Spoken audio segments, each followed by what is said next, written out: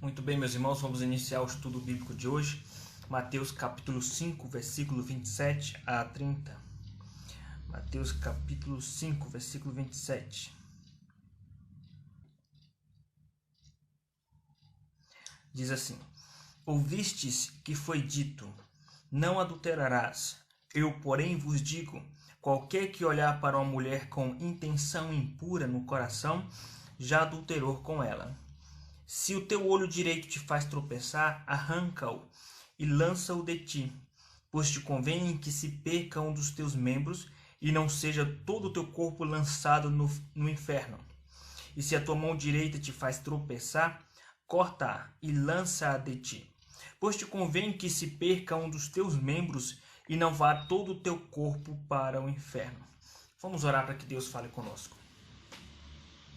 Senhor nosso Deus, nós queremos te pedir perdão, Pai, por todos os nossos pecados, Senhor, e pedir que teu Espírito Santo purifique nosso interior, purifique nosso caráter, nossa mente e nossos corações. Que o Senhor fale aos nossos corações na tua palavra nesta noite e glorifica o teu nome. Te damos graças por teu cuidado, tua graça, que se revela em nossas vidas todos os dias. Tem sido gracioso para conosco. Que o Senhor continue nos abençoando com a tua graça e misericórdia. Em nome de Jesus. Amém, Senhor. Meus queridos irmãos, estamos fazendo uma série de exposições no Sermão do Monte, baseado no discurso de Jesus neste Sermão do Monte, bastante conhecido, e é um discurso bastante profundo teologicamente, e nós podemos enxergar no Sermão do Monte, na verdade, ali, premissas que são basilares na formação do Evangelho. Tá? Ali você encontra informações essenciais sobre o ministério de Cristo, a vinda de Cristo, né? O objetivo da sua vinda, e a respeito do Evangelho. Ou seja, todo cristão que se diz cristão de fato, ele tem que ter uma familiaridade com esse texto, é fundamental, é essencial para a sua vida. Então, o crente tem que ter um contato com o Sermão do Monte, porque o Sermão do Monte ele é formador do nosso caráter, do caráter cristão em essência, porque tem elementos essenciais para a formação do nosso caráter. Então nós precisamos de quando em quando revisitar o estudo do Sermão do Monte. Então são premissas fundamentais para o crescimento da igreja. E aqui no Sermão do Monte nós temos que entender que o pano de fundo principal tem dois alvos: educar os crentes, ensinar os discípulos o que significa cristianismo, o que significa seguir Jesus. Então o alvo de Jesus no Sermão do Monte caminha nessas duas direções: ensinar aos seus discípulos o que significa ser um cristão, segui-lo, e ao mesmo tempo trazer uma resposta para o público da época sobre os ensinamentos equivocados dos fariseus. Então, de certa forma, vem para corrigir os equívocos teológicos das tradições dos fariseus. Os fariseus que ostentavam uma pompa espiritual religiosa, se autoconsiderando como dignos do reino dos céus por causa das suas práticas tradicionais e religiosas. Eles não se achavam pobres diante de Deus, se achavam ricos, né, de obediência, ricos de boas obras diante de Deus, e portanto os fariseus se achavam dignos da salvação, merecedores da salvação. Também nós temos que entender que os fariseus traziam um peso espiritual sobre as pessoas da época, um peso religioso sobre as pessoas da época, né? Com um fardo religioso através de regras e tradições, oprimindo as pessoas, os judeus daquela época. Então Jesus ele vem tanto ensinar aos discípulos o que é o verdadeiro cristianismo, o que significa seguir a Cristo, e também responder a esses equívocos tradicionais dos fariseus. E nós podemos encontrar dentro dessa estrutura, nós podemos encontrar aquilo que é fundamental, né? aquilo que é a parte principal do Sermão do Monte, está no capítulo 5, versículo de número 20, onde Jesus fala sobre a justiça. Ele compara a justiça dos fariseus com a justiça dos seus seguidores. E apesar da justiça dos fariseus ser tida até então como uma referência sobre boas obras, sobre religiosidade, Jesus disse que se a nossa justiça não exceder em muito a justiça dos fariseus, nós não seremos dignos do reino dos céus. Agora, A pergunta é: como é possível a nossa justiça exceder em muito a justiça de homens como os fariseus, que eram rígidos em sua religiosidade? Oravam 3 vezes ao dia, tinha uma prática religiosa, chegava a ser fundamentalista essa prática religiosa dos fariseus, de tão rígida, né? Era uma referência religiosa de sua época, os fariseus. Então, como os cristãos eles vão exceder em muito a essa justiça dos fariseus? Então, capítulo 5, versículo 20. Porque vos digo que se a vossa justiça não exceder em muito a dos fariseus, dos escribas e fariseus, jamais entrareis no reino dos céus. Então, meus irmãos, aqui está contida a raiz, né, a parte central do Sermão do Monte. E para responder essa pergunta, nós precisamos entender o seguinte, que a justiça do cristão, ela excede a justiça dos fariseus, em primeiro lugar, porque a nossa justiça não vem de nós. A nossa justiça é a justiça do próprio Cristo. Tá? O capítulo de número 5, versículo de número 17, fala sobre a justiça de Cristo. Veja o versículo 17. Não penseis que vim revogar a lei ou os profetas. Não vim para revogar, vim para cumprir. Então Jesus ele veio para cumprir a lei, mas não cumprir por cumprir, porque Jesus é o próprio Deus. Ele veio para cumprir a lei em nosso lugar. E uma vez que Jesus cumpriu a lei em nosso lugar, ele cumpriu toda a justiça. Observe Mateus capítulo 3, versículo 17, versículo 15. Mateus 3,15. Mateus capítulo 3, versículo 15. Quando João Batista ele estava recusando batizar Jesus, não queria batizar Jesus, Jesus disse. Mas Jesus lhe respondeu: deixa por enquanto, porque assim nos convém cumprir toda a justiça. Então ele o admitiu. Então, em que sentido a nossa justiça excede a dos fariseus? Porque, graças a Deus, a nossa justiça não vem de nós. A nossa justiça, na verdade, é a justiça de Cristo aplicada às nossas vidas. E quando a justiça de Cristo ela é aplicada em nossas vidas, obviamente, consequentemente, imediatamente, a nossa justiça ela excede em muito a justiça dos fariseus. Porque a justiça de Cristo, o comportamento de Jesus, as obras de Jesus, a obediência de Jesus à lei, ela era muito maior, muito superior à obediência dos fariseus. Porque a obediência de Jesus ela não era apenas externa, ela era externa e interna. E era completa e perfeita. Porque ele não errou em nada, como está escrito em Hebreus, não tropeçou em nenhum ponto da lei. Muito bem, então entenda, por que a justiça do cristão ela excede em muito a justiça dos fariseus? Porque a justiça do cristão, na verdade, é a própria justiça de Cristo aplicada na vida do cristão. Então, em outras palavras, nós não confiamos em nossa própria justiça. Nós confiamos na justiça de Cristo aplicada em nossas vidas. Nós não confiamos em nossa própria obediência. Nós confiamos na obediência de Cristo. Filipenses capítulo 2, versículo 8 diz que ele foi obediente até a morte. E é confiado na obediência de Cristo que nós cremos que seremos aceitos, né, e aceitáveis perante Deus. Então, respondendo à pergunta, como ou por que a nossa justiça excede a justiça dos fariseus? Porque a nossa justiça é a própria justiça de Cristo. Em segundo lugar, porque a nossa justiça, agora tratando-se de nossas práticas, é uma resposta à justiça de Cristo.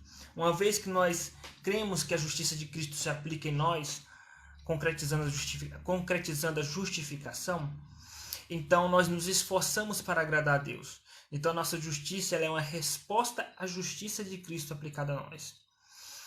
Segunda carta de Paulo aos Coríntios, capítulo 5, versículo 15, nos diz assim, que o amor de Cristo nos constrange. Então, a justiça de Cristo para nos salvar nos constrange a obedecer a Deus. Então, nesse sentido, nós obedecemos a Deus não é para sermos salvos. Nós obedecemos a Deus porque nós já somos salvos e obedecemos por gratidão. Diferente dos fariseus. Os fariseus eles obedeciam a Deus, ou tentavam obedecer a Deus, para serem salvos. E achavam que conseguiriam ser salvos com suas práticas. E obviamente que nunca iriam conseguir. Então a nossa justiça ela é mais elevada do que a dos fariseus, porque a nossa justiça é a própria justiça de Cristo em nós. Em segundo lugar, porque a nossa justiça ou as nossas práticas de justiça são um reflexo e uma resposta de gratidão ao que Cristo fez por nós. Em terceiro e último lugar, nossa justiça ela é superior à justiça dos fariseus, porque nossa justiça ela é completa. Em que sentido? Porque a prática cristã não se preocupa apenas com o comportamento social. Deus não quer que nós sejamos apenas bons cidadãos. Deus quer que nós sejamos bons filhos de Deus. Deus quer que nós sejamos pessoas que nos preocupamos não apenas com o comportamento externo, mas com as nossas intenções. Então, os fariseus eles estavam preocupados apenas com os comportamentos externos, apenas com os comportamentos religiosos, para serem vistos dos homens. Então, eles davam esmolas na frente das pessoas para serem bem vistos, faziam longas orações em praça pública para serem bem vistos. Então, eles tinham essa preocupação social. Mas o cristão, a justiça do cristão ela é mais elevada porque ela tem a preocupação interna com o coração. Então, o cristão ele entende que ele não tem que ser apenas um bom cidadão. Ele tem que ter boas intenções, não apenas boas obras, mas boas intenções.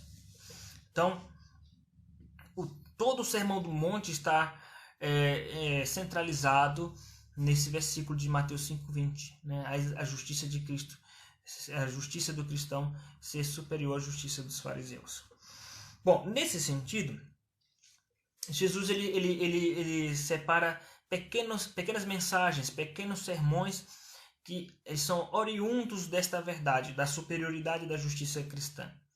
Então, na aula passada, nós vimos, por exemplo, em Mateus capítulo 5, versículo de número 21 e diante, sobre a superioridade da justiça do cristão nos relacionamentos.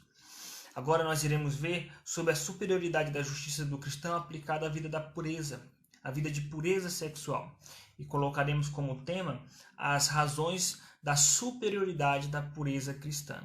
Porque a pureza cristã ela é superior, inclusive, às religiões, às demais religiões. É superior à prática farisaica da época e superior aos costumes da maioria das religiões. Por que a pureza cristã é superior? Quando falamos em pureza cristã, nós estamos falando de questões sexuais. Tá? Então, introdutoriamente, nós precisamos asseverar aqui, ainda que não está no texto, mas o contexto nos leva a isso, precisamos entender que Jesus ele não era contra a questão sexual. Pelo contrário, em outra feita, ele diz: deixará, pois, o homem, seu pai e sua mãe, se unirá à sua mulher, se tornarão os dois uma só carne. Jesus está ali fundamentando mais ainda a questão sexual. Só que a Bíblia ela ressalta a questão da sexualidade, mas dentro do casamento. Então, a Bíblia enxerga com bons olhos a questão sexual. Inclusive, existe um livro inteiro dentro da Bíblia trazendo princípios para os casais casados de como usufruir do sexo com mais prazer dentro do casamento, que é o livro de Cantares. Tá? Então, o livro de Provérbios também tem princípios assim, para se deleitar com a mulher da mocidade, obviamente, no casamento. O que a Bíblia é contra é o sexo fora do casamento ou fora do propósito original de Deus, que é homem com mulher. Tá? Então, e outras implicações de distorções sexuais. Agora, nós iremos verificar aqui o que o texto fala, que Jesus fala nesse texto de Mateus 5:27, especificamente no que diz respeito ao adultério, né? A perspectiva judaica, a perspectiva dos fariseus era que a preocupação de Deus com o sétimo mandamento de não adulterarás era mais uma preocupação formal, em não se quebrar o contrato do matrimônio. Os fariseus eles achavam que Deus estava mais preocupado de uma pessoa tomar a mulher do outro, né? Ou só nesse sentido para evitar que se quebre o contrato matrimonial, a aliança matrimonial. Enquanto Jesus veio revelar que Deus está preocupado muito mais do que com a questão do contrato matrimonial, né? Do pacto matrimonial. Ele se preocupa com isso sim, mas a preocupação vai além disso. Então, razões da superioridade da pureza cristã. Primeira razão. A primeira razão porque a pureza cristã é superior às práticas de outras religiões, às orientações sexuais de outras religiões, é porque leva em consideração as nossas atitudes, né? leva em consideração nossas atitudes. Ou seja, o cristianismo se preocupa sim com nossas atitudes de pureza sexual. Se preocupa com as intenções, sim, mas antes de trabalhar as intenções, Jesus ele está trabalhando também enfatizando a questão da prática, né? Versículo 27, ouviste o que foi dito, não adulterarás. Ele não está anulando o que foi dito por Moisés, de não adulterar, Ele, na verdade, ele vai explicar aqui o real significado de não adulterar. Então, não adulterarás não é apenas a questão pro forma, né, formal do adultério, vai muito além disso. No entanto, está implícito que sim, Deus ele é contra o adultério no sentido mais simples da palavra, que é tomar a mulher do outro, tomar o homem, o marido de outra pessoa. Tá? Então, nesse sentido, a pureza cristã leva em consideração as nossas atitudes de pureza. Leva em consideração não só as motivações que nós veremos daqui a pouco, mas leva primordialmente as atitudes de pureza em nossos relacionamentos, né? A atitude de não adulterar. Então, ele está relembrando o povo, antes de ampliar a explicação a respeito das implicações do sétimo mandamento, ele está lembrando os seus discípulos e enfatizando o que foi dito. Não adulterarás, é não tomar a mulher do próximo. Tá? E veja, a Bíblia ela tem vários exemplos através de várias histórias, como no caso de Davi e Batseba e tantos outros casos de adultério na Bíblia, e demonstra claramente que Deus é contra isso, e Deus é contra por causa da gravidade, porque o adultério ele destrói famílias. Tá? E é o que mais nós estamos presenciando em nossos dias, a destruição de lares, a destruição de casamento por causa do adultério. Inclusive, na sociedade já quase não é mais visto como algo grave o adultério, né?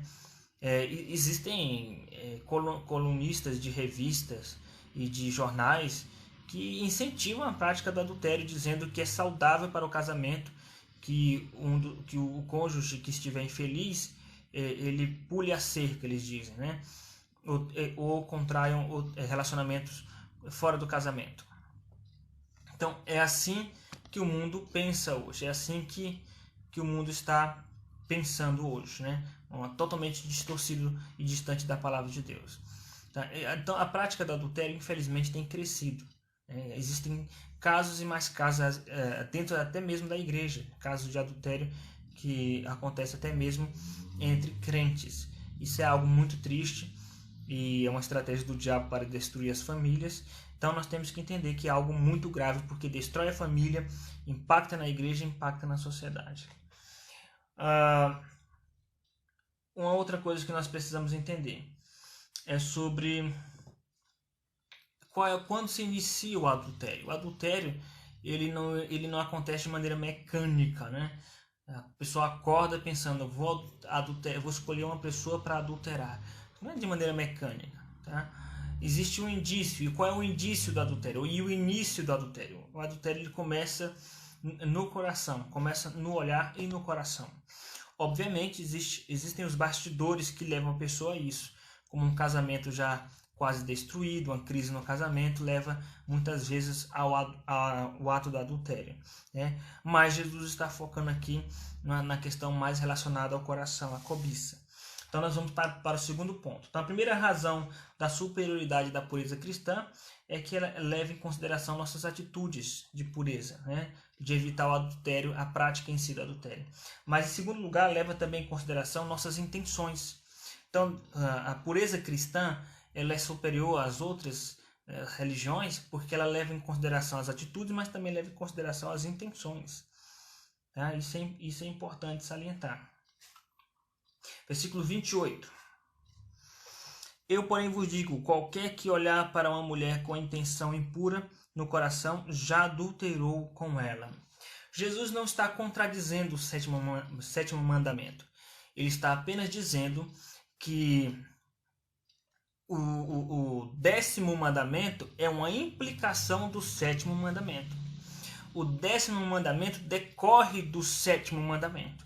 O 7º mandamento diz: não adulterarás. O 10º mandamento diz: não cobiçarás a mulher do teu próximo. Então Jesus, ele na verdade não está trazendo algo novo.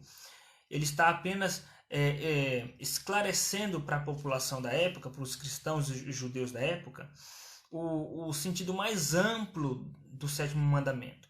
O não adulterarás não significa apenas evitar de deitar-se com o cônjuge de outra pessoa.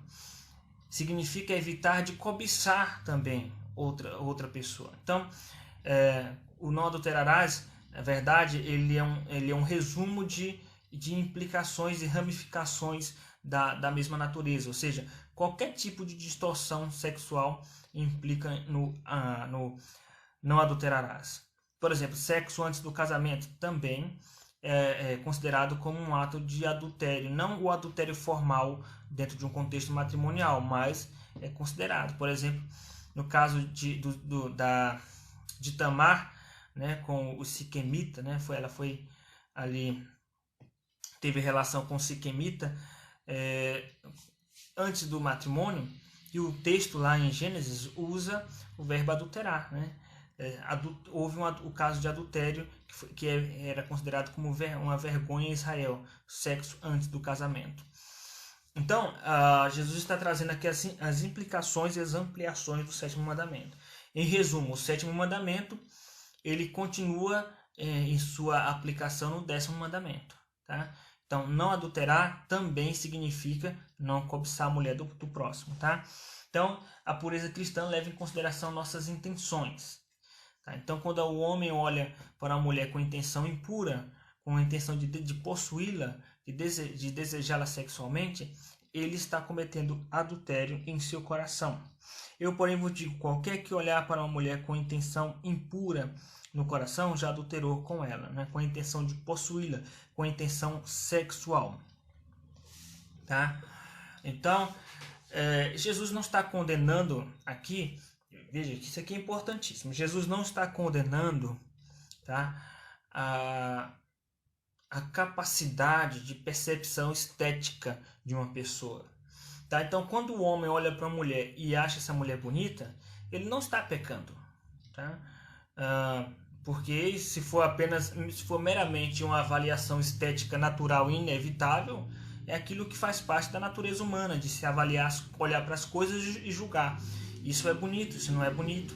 Tá? Então, quando o homem olha para a mulher e acha aquela mulher bonita, em si não é pecado, mas a partir do momento que isso leva a desejar possuir essa mulher para si, então o homem olha para a mulher e deseja no seu coração aquela mulher, deseja sexualmente, ou deseja possuir aquela mulher, então ele já adulterou em seu coração. Obviamente, o inverso também se aplica, tá? E Jesus está se dirigindo ao homem porque o homem é o cabeça da criação. Tá? Ele é o responsável imediato diante de Deus. Mas a mulher também tem essa responsabilidade. Então, quando a mulher olha com intenção impura para o marido de outra, ou com desejo de possuí-la, também está pecando. Então, fazer uma avaliação estética em si não é pecado, mas a partir do momento que você sonha com aquela pessoa, deseja aquela pessoa para a sua vida, ou aspira, né?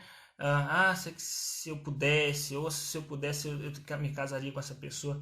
Fica criando aspirações, desejos em seu coração de possuir outra pessoa, você está cobiçando a mulher do próximo, está quebrando o 10º mandamento. Então, o 10º mandamento é uma implicação do 7º mandamento. Tá? E veja a atenção que Jesus fala sobre o olhar. Versículo 28. Eu, porém, vos digo, qualquer que olhar para a mulher. Versículo de número 29. Se teu olho direito te faz tropeçar. Então, o olhar aqui é algo muito importante. O pecado começa no olhar. Foi no olhar que Eva começou a pecar, quando ela foi tentada pela serpente.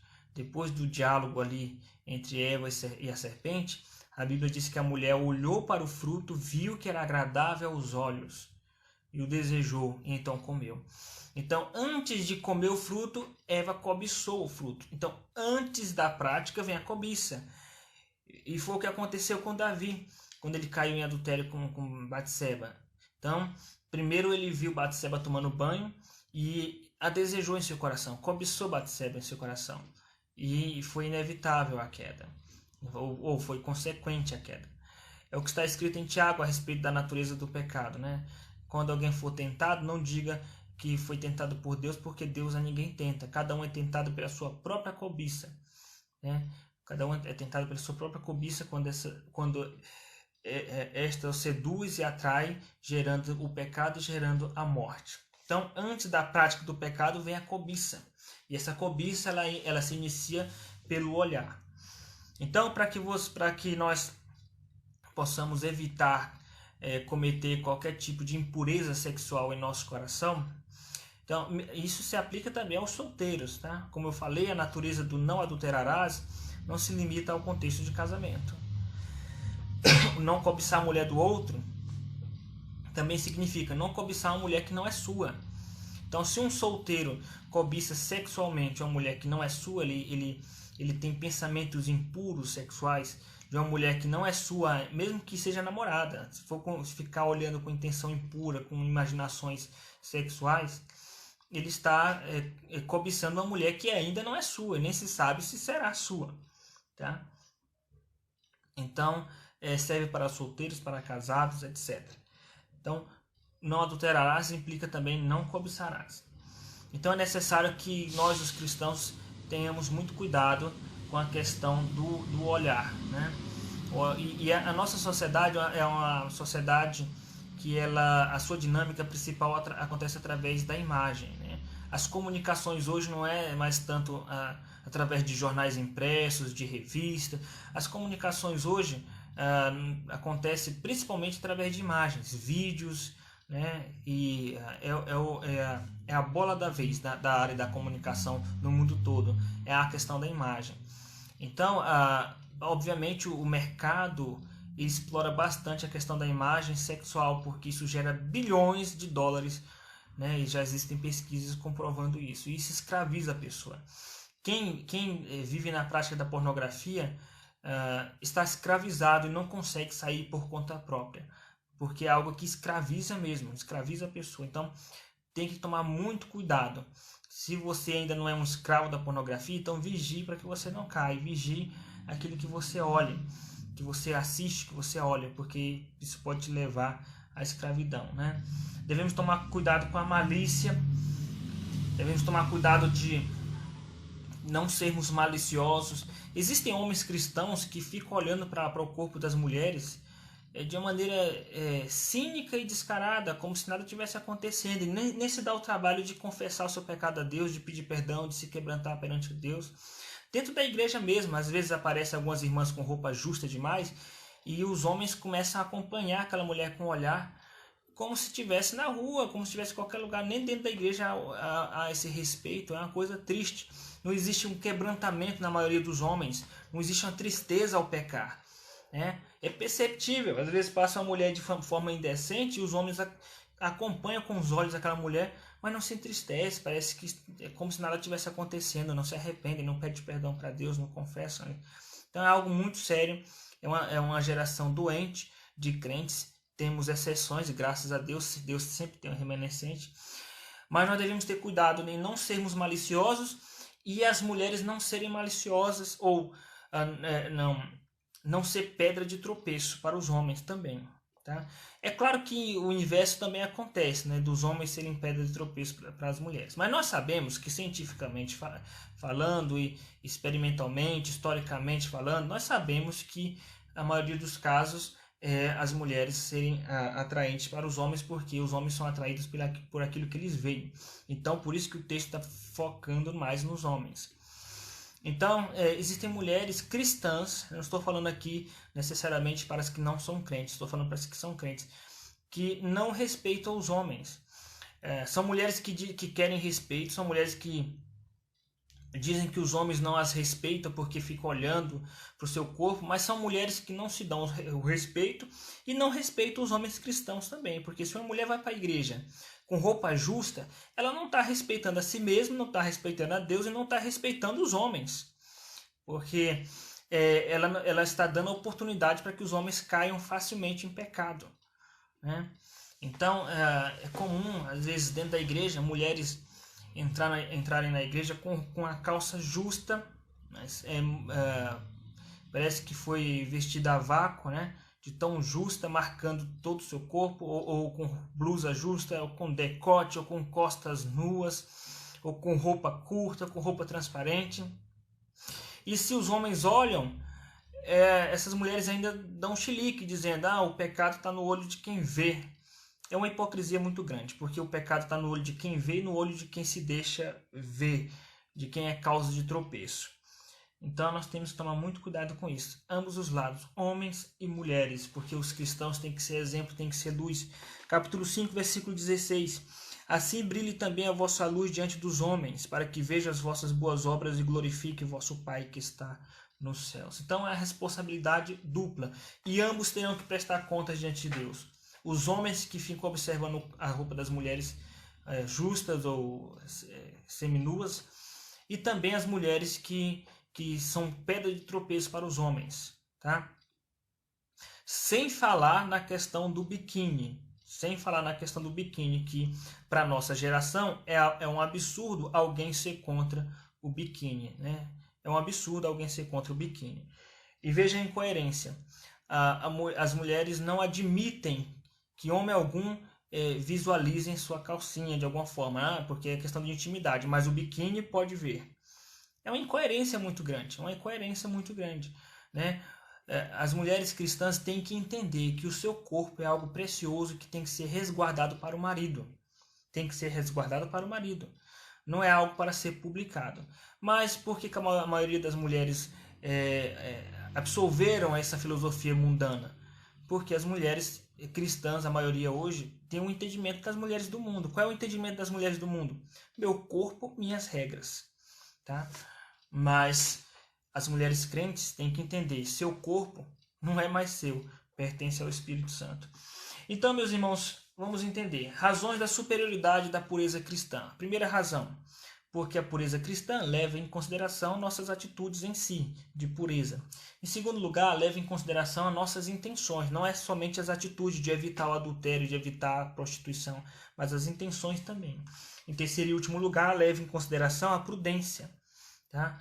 Versículo de número 29 e 30. Se teu olho direito te faz tropeçar, arranca-o e lança-o de ti, pois te convém que se perca um dos teus membros, e não seja todo o teu corpo lançado no inferno. E se tua mão direita te faz tropeçar, corta-a e lança-a de ti, pois te convém que se perca um dos teus membros, e não vá todo o teu corpo para o inferno.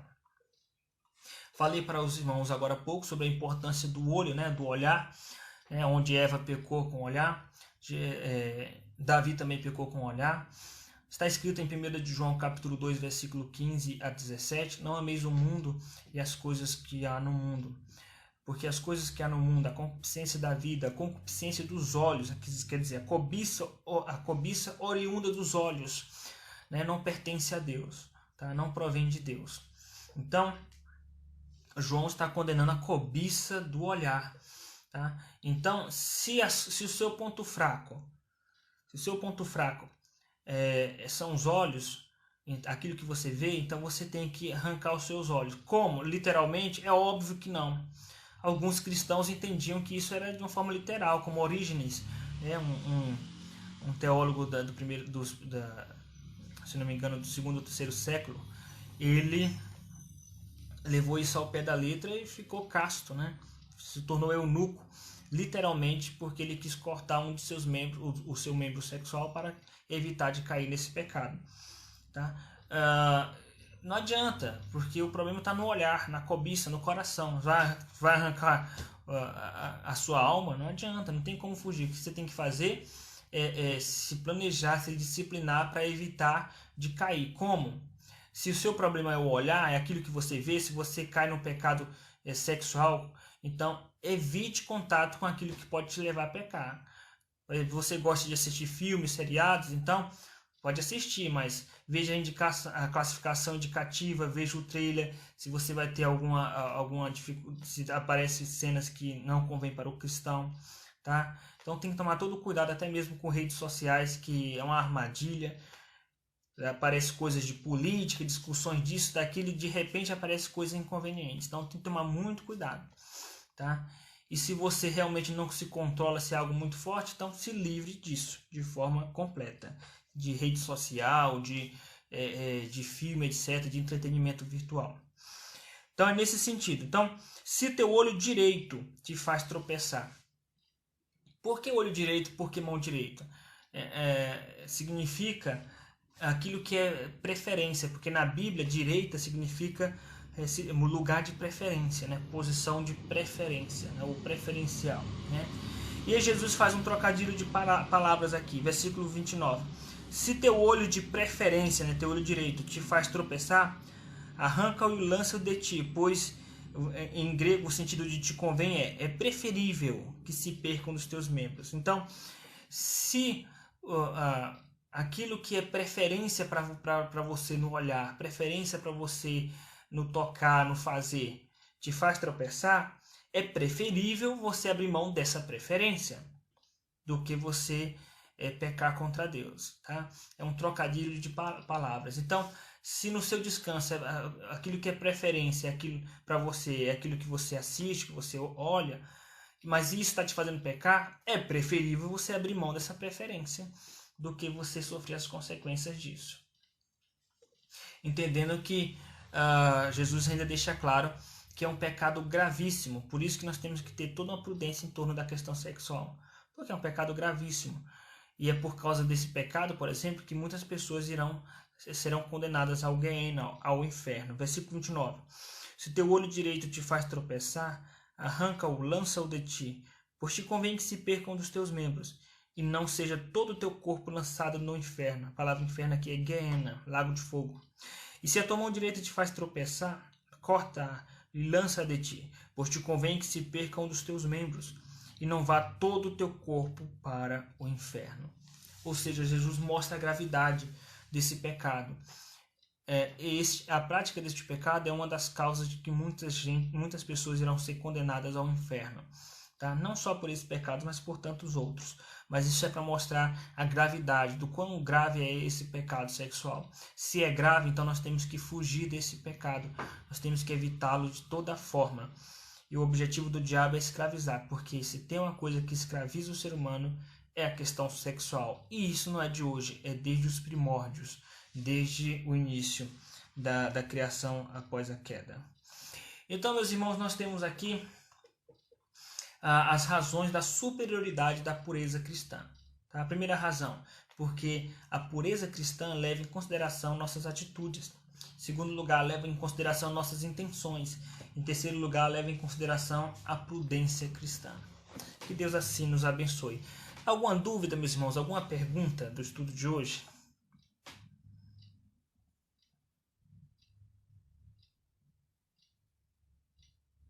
Vamos ver se tem alguma pergunta para então encerrarmos.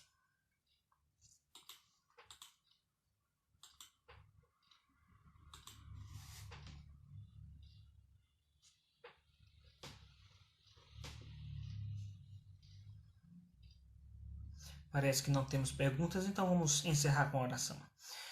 Senhor nosso Deus, nós queremos te agradecer por tua palavra, que o Senhor nos ajude, Pai, nos dê a graça de conseguir pôr em prática os princípios da tua palavra. Que nós possamos, meu Deus, não ter apenas bons comportamentos, mas ter uma pureza de coração.